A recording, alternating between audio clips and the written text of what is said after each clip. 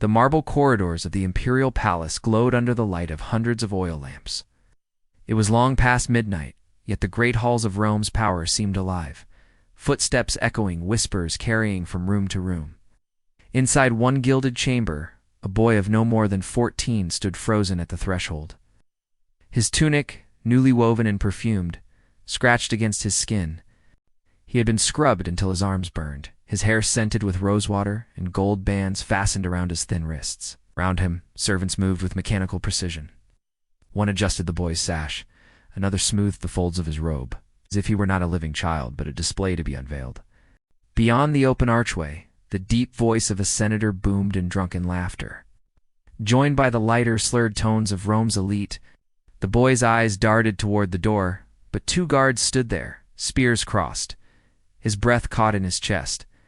He had been told what would happen tonight, and he had no choice. To the men of Rome's upper ranks, this was not seen as cruelty. It was custom. So the empire had many faces. The stern, disciplined Rome of military glory, and the hidden Rome of decadent banquets where wine flowed endlessly, and boys like him were paraded as brides for powerful men. In the public eye, these elites were lawmakers, generals, protectors of Rome's moral order. In private, they maintained a system that fed on the bodies of the young. This boy was not the first, nor would he be the last. The empire had perfected the art of acquisition. Sometimes boys were taken from conquered provinces, prized for their exotic features. Others were born into slavery within Rome itself, groomed from childhood to please. There were even those sold by desperate parents who believed their son might find protection under a wealthy patron. The imperial guards knew the procedure. Once the banquet reached its final course and the wine dulled the senses of Rome's leaders, the boys would be let in. The guests would smile and nod, some applauding, some making wagers on who would be chosen first. Behind the silks and jewels, each boy knew the truth. Once selected, they were property. They were not treated as children nor as men, but as possessions to be shown off, traded, or discarded. In the corner of the chamber, an older servant caught the boy's gaze for just a moment. His eyes were heavy, full of a warning he could not speak aloud. Somewhere deep in the palace, a door creaked open, and the laughter grew louder. A shadow approached, cast long by the torchlight. The man who would claim the boy as his bride. What the Romans called pleasure, history would remember as one of the empire's most hidden shames. And yet, this was only the beginning.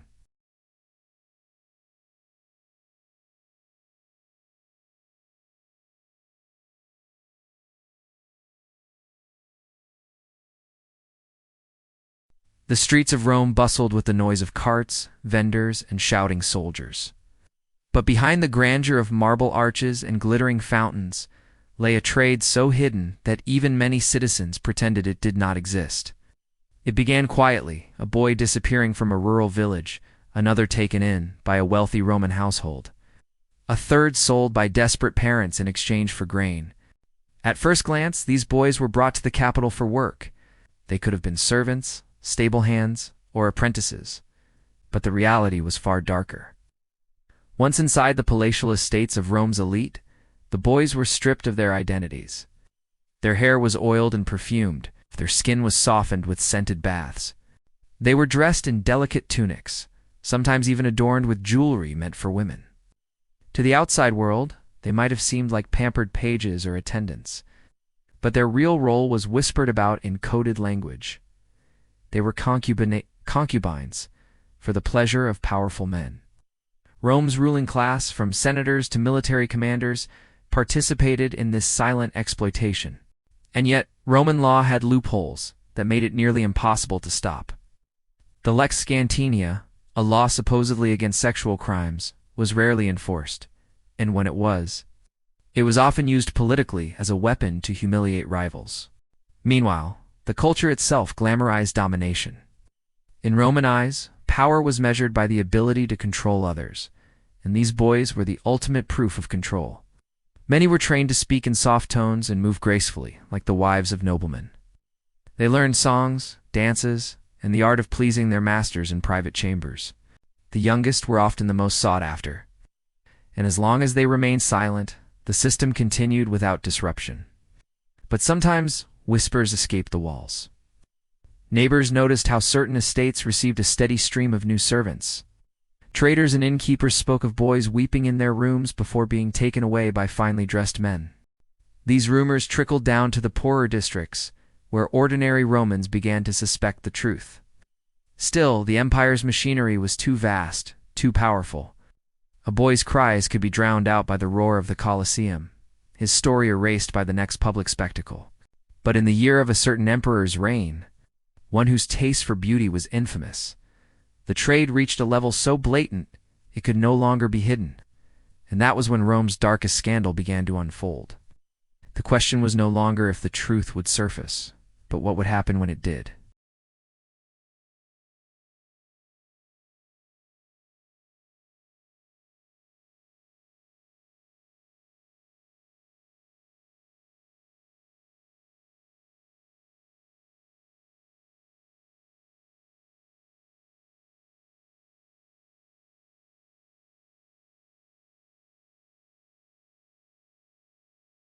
The deeper one stepped into the imperial palace of Rome, the more the air seemed to grow heavy. In the grand halls, marble columns and gold mosaics dazzled the eyes. But behind the towering walls, there were doors that few dared to open. Rooms where light barely entered, and whispers were swallowed by stone. It was here that some of the most disturbing secrets of the empire were kept. In these secluded chambers, boys were not merely servants or attendants. They were gifts presented to the emperor and his inner circle by powerful senators or wealthy patrons. The more beautiful the boy, the greater the prestige of the gift. They were dressed in flowing silks, perfumed, and taught to move with grace, as though they were women. In public ceremonies, they were sometimes disguised entirely as brides, draped in veils, their real identity hidden from the crowds. But in private, there was no pretense about why they were there. Records suggest that these boys often entered the palace under one name and left. If they left at all, with no name at all, their pasts were erased. Their families, if they had any, were silenced with bribes or threats. Many came from far-off provinces, stolen during military campaigns, or sold by desperate parents. Once inside the imperial system, escape was nearly impossible. Some emperors like Nero and Elagabalus are known to have staged mock weddings to these boys. In one infamous case, the emperor paraded through the streets in bridal robes. Holding the hand of his groom, a boy who was barely old enough to understand what was happening, the spectacle entertained the crowds. Behind the laughter was a deep cruelty. These were not love stories, but public displays of dominance and control.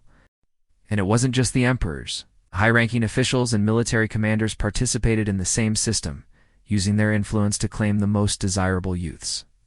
The palace became a labyrinth of locked rooms and guarded passageways, a prison disguised as a palace. Whispers from servants hinted at ceremonies where the boys were married in the eyes of the imperial court and kept in seclusion for the pleasure of their new husband. Some were trained to play musical instruments, dance, and entertain during lavish banquets. Others were simply kept hidden, their existence known only to a select few. To the outside world, the Roman Empire was the pinnacle of power and civilization. But in these hidden corridors, the empire's grandeur was built on silent suffering. The practice became so normalized among the elite that it was rarely questioned, until one emperor took it to a level that shocked even his own court. The question is, what happened when he went too far? In the heart of Rome, near the bustling Forum, there stood places that the public pretended not to see. Behind guarded gates and marble columns, auctions were held not for land, not for livestock, but for boys.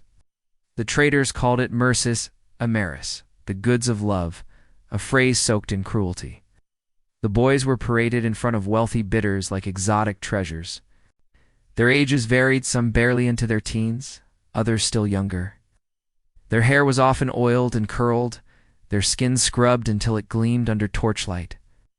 The auctioneer would boast of their docility, their beauty, and their value, as if speaking of fine silk or pure gold. Some came from conquered lands, Greek, Syrian, African, taken as part of war spoils.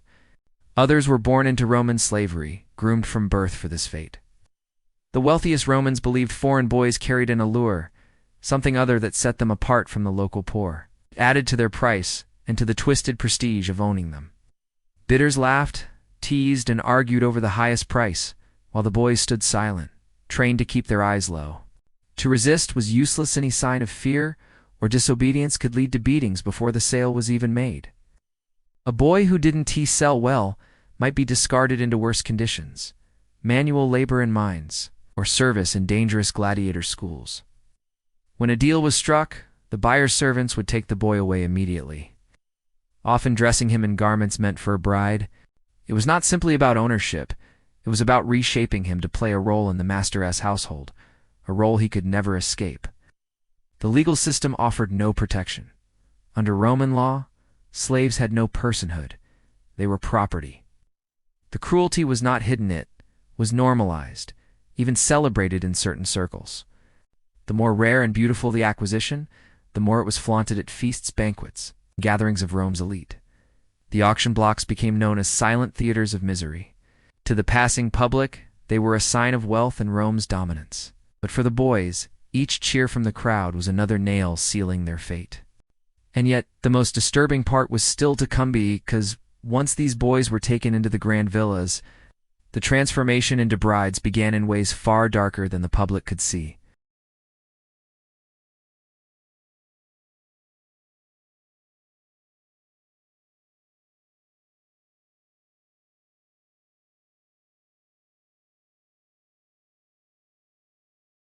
Once a boy entered a Roman concubine household, his life was no longer his own. The palace or noble villa became both his cage and his stage, a place where every movement was controlled and every smile was practiced. The older boys, those who had already been trained, were often tasked with instructing the new arrivals. This wasn't mentorship in the way we might imagine. It was indoctrination, teaching obedience, the proper tone of voice to please their master, and the silent acceptance of unwanted advances. The process was carefully structured. They were dressed in elaborate garments that blurred the line between masculine and feminine. Silk robes draped over their thin frames, their hair perfumed and arranged in styles copied from noble women. Even their posture was molded. Backs straight, steps soft, heads slightly bowed in the presence of their owner. It wasn't enough to simply serve. They had to embody the illusion of being a devoted bride, even though they were captives. Some of these boys were displayed during lavish feasts, not as guests, but as living ornaments to flaunt wealth and power. A nobleman might beckon one forward, praising his beauty before an audience of political allies. It was a display meant to impress and intimidate, a silent message that the master had the means to possess what others could only dream of. And yet, behind every smile, behind every bow of the head, was a trapped soul, silently wishing for escape. Resistance was nearly impossible. The Roman elite had the law on their side. To disobey was to risk brutal punishment, beatings, imprisonment, or even being sold to a harsher master. The boys who tried to flee were hunted like fugitives. If caught, they were paraded through the streets as a warning to others, their humiliation serving as public theater. Some adapted, shutting off their emotions as a means of survival. Others clung to small acts of rebellion, stealing moments of rest when they could, whispering forbidden prayers to old gods, or secretly carving their real names into hidden corners of the palace walls. These tiny fragments of selfhood were all they had left in a life where even their identity was stripped away. What made this system even more disturbing was the fact that it could last for years. A boy might be kept well into adulthood if his master wished it, and by the time freedom came, if it ever did, the damage was often permanent. The idea of a normal life, of marriage, of dignity, was something many never reclaimed. Yet in rare moments, history recorded whispers of those who broke free. One such story tells of a concubine who, after his master's sudden death, disguised himself as a freedman and in the dimly lit corners of Rome's grandest villas. A boy's laughter could mean two very different things. To outsiders, it was the sound of joy, of a child at play. But behind closed doors, it was often the brittle sound of survival, a forced performance to please powerful men who held his life in their hands.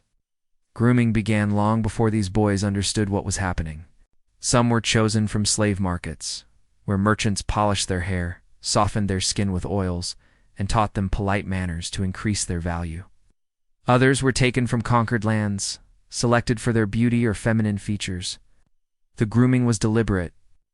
Boys were dressed in fine silks, trained to walk gracefully, and even made to wear light perfumes. Slowly, they were stripped of their boyhood and recast into the image their master desired. The process was psychological as much as physical. Rome's elite understood that breaking the will was the first step to possession. The boys were told they were special, chosen for a life of privilege, far above the dusty streets of their homeland. But that privilege came with invisible chains. They were forbidden from speaking of their past, from using their real names, from showing anger or defiance. Even the way they laughed, spoke, and sat was dictated by their owner's taste. Some were given female garments and jewelry, their hair grown long to mimic the appearance of young brides. To the Roman eye, this was not strange. Beauty was beauty, regardless of gender. In certain circles, a boy bride was a mark of extreme wealth and sophistication. At private feasts, these concubines would be paraded alongside women, expected to smile as music played and cups of wine overflowed. But behind the performance was constant fear. Many knew that a single sign of displeasure could lead to punishment, exile, or death. Rome's laws offered them no protection. They were property, and property could be discarded at will. And yet there were whispers. Some boys learned to use their position to gather secrets, to influence decisions, to secure a better fate for themselves or others. They became more than ornaments. They became silent players in the politics of the empire. A misplaced glance, a stolen letter, or a murmured warning could alter the course of events in ways history would never record. Still, the cost of this life was enormous. Childhood was stolen, identities erased, and innocence replaced with a constant need to survive in a world where affection was just another weapon. And for many, the worst was yet to come. When their beauty faded and the masters turned away, what happened to those boys when they were no longer bride-worthy reveals the darkest truth of all. The Roman Empire liked to present itself as a beacon of civilization, with laws, philosophy, and grandeur that supposedly set it above the barbarian world. Yet, when it came to the concubine system, there was a striking silence in public discourse. Ordinary citizens rarely dared to speak against it. Part of the reason was fear. Those who criticized the emperor or high-ranking officials risked being accused of treason. But another reason was normalization. By the 2nd century AD, the practice had been woven so deeply into Rome, its elite culture, that many saw it as just another part of imperial life. Still, there were murmurs of discomfort. Some Roman writers, in their private works, hinted at disgust toward the way boys were dressed as brides, trained in feminine etiquette, and kept in secret chambers. The philosopher Seneca criticized Rome's obsession with pleasure, warning that such indulgence corroded the moral fabric of the state. Yet his words were veiled to speak openly about the emperor's household risks being silenced permanently. The turning point came not from moral outrage, but from political instability. As the empire began to crumble under economic strain, corruption, and military rebellion, the excesses of the elite became ammunition for rivals. Generals and governors who sought power began accusing their enemies of perverse luxuries, using the concubine system as proof of moral decay. This tactic turned private shame into public scandal. In some cases, political opponents deliberately exposed the hidden lives of emperors. Whispered rumors became public accusations. Tales of boys dressed in wedding gowns, paraded in private halls, and married in mock ceremonies to powerful men. Whether true or exaggerated, these accounts spread quickly. In an empire already strained, they painted a picture of leaders distracted by personal pleasures while the frontiers burned. Even so, this was not the end of the practice. The system simply adapted. It went deeper into secrecy, with transactions hidden behind layers of intermediaries. Boys were no longer openly paraded as much. Instead, they were kept in private villas, far from public view. Ironically, the backlash only made the system more shadowy, harder to trace, and in some ways, more dangerous for the boys trapped inside it. For every scandal that reached the streets of Rome, dozens of stories remained buried in silence. The empire's obsession had not ended. It had just gone underground. What followed next would reveal the most chilling truth. how this system was not just tolerated, but engineered to survive for centuries. By the time the Roman Empire began to decline, the practice of keeping young boys as concubines was officially condemned in law. On paper, it was gone. In reality, it continued, hidden, whispered about, and protected by those in power. When Christian emperors came to rule, they made public declarations against such acts, framing them as moral crimes. But while public ceremonies condemned the idea, private palaces told a different story. Historians digging into the ruins of Rome have uncovered mosaics, carvings, and hidden rooms that suggest these boys were still kept. Even when the empire claimed to have abandoned the practice, some ancient tombs contain elaborate grave goods, gifts, jewelry, and clothing too fine for a servant, yet too small for a grown man. 'Tis as if these boys were frozen in time, buried with the identities forced upon them. A chilling detail comes from an unearthed crypt beneath what was once a wealthy senator's estate. The burial chamber held a small coffin draped in faded silk. Alongside it was a ring engraved with the senator's family crest, a token that should have belonged to a wife or legitimate partner. This boy, whoever he was, had been claimed as such in death, even if society never recognized him in life. In private correspondence, some Roman elites wrote about the loss of my beloved, in ways that hinted at these relationships without naming them outright. They wrote of a boy who shone brighter than the morning light or the one who warmed the winter nights. These words carried a weight of secrecy, not only because of the stigma, but because many of these boys had been taken against their will. The boys themselves left almost no record. They were not taught to write their own histories. What remains are fragments: a carved name on a tile, a scratched symbol on a palace wall, a small drawing of a bird with broken wings. The greatest tragedy is that these boys turned into symbols of beauty and possession, were denied the right to be remembered as human beings. In Roman history books, their names were erased, their stories replaced with myths of loyal servants or favored companions. But the tombs say otherwise. The luxury of their burial, the care in their adornment, it all reveals that they were more than property. They were cherished, yes, but only in the twisted way the empire allowed, as treasures, not as free souls. As the empire fell, the practice did not vanish with it. It seeped into other cultures, adapted into other systems of exploitation. But for Rome, the silence around these boys became part of its legacy, a dark, unspoken chapter beneath the marble glory. The final question lingers in the ruins: how many boys were buried with silk and gold, yet without their own names? And if the empire's greatest beauty came from its darkest secrets, can we ever truly call it civilized?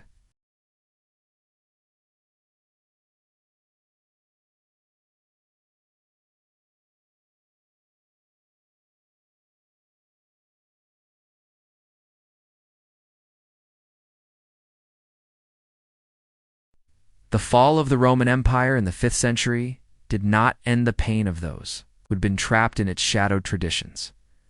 When the political structure crumbled, many of the palaces and estates were abandoned. But the memories of what had happened inside their walls did not fade. The boys who had once been forced into the role of concubines carried the weight of their past into a new world, one that often had no sympathy for them. Some tried to vanish into the countryside, taking new names and living in constant fear that their history would be discovered. Others were taken by conquering forces, passing from one master to another like spoils of war. The trauma of their stolen childhoods shaped the rest of their lives. Few found peace. Most never spoke of what they had endured.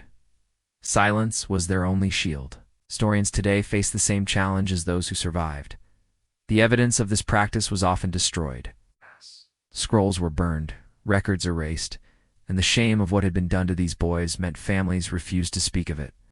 But fragments of truth survive, in obscure letters, in satirical plays that dared to mock the ruling class, and in the scattered writings of those who despised the decadence of Rome. The story of boys turned into brides is not a footnote.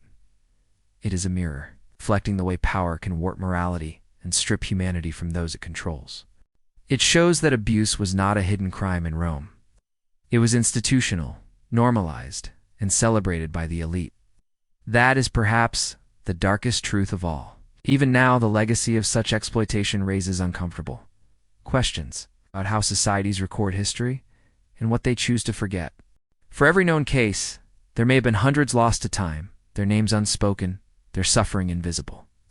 In the end, the Roman Empire is remembered for its architecture, its legions, its laws. But beneath the marble and glory lay a shadowed world where young boys were reshaped to fit the fantasies of the powerful. And until history fully acknowledges them, the story remains unfinished. This was the unspoken wound of an empire, a wound that never truly healed.